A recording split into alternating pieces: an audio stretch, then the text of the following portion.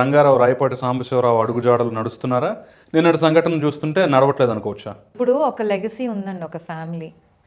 దాంట్లో ఒక father is very prominent, hard working. అది అలా అని నాకు పదవి వచ్చేయాలని లేదుగా. నేను నా వర్త్ ఏంటో నేను ప్రూవ్ చేసుకోవాలి కదా. ఇక్కడ జరిగింది అదే.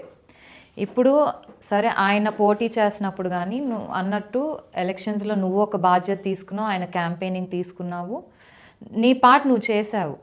ఆయన గెలుపు దానికి ఓకే, నువ్వు సహకరించావు.